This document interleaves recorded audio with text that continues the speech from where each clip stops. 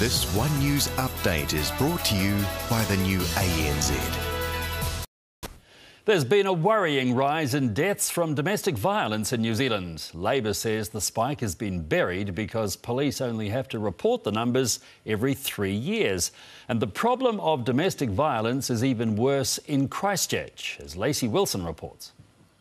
JJ Lawrence was just 2 years old when he was murdered in what should have been the safety of his own home.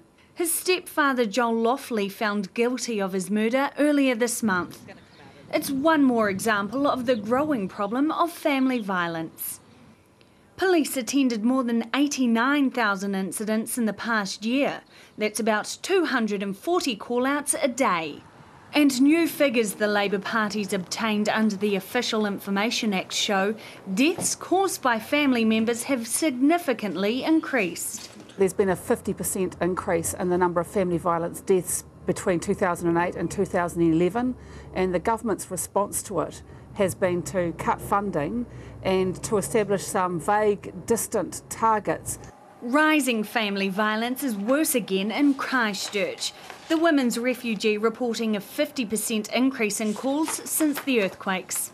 The stress that the earthquakes caused has perhaps just exacerbated family violence for people where it might have already been present, and that additional stress now is something that they can't live with.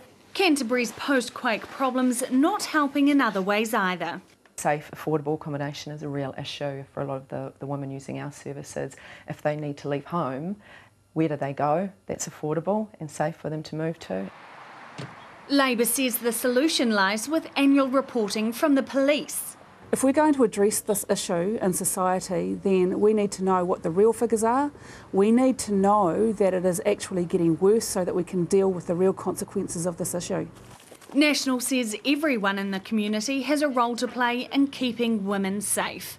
Lacey Wilson, One News. This One News update is brought to you by the new ANZ.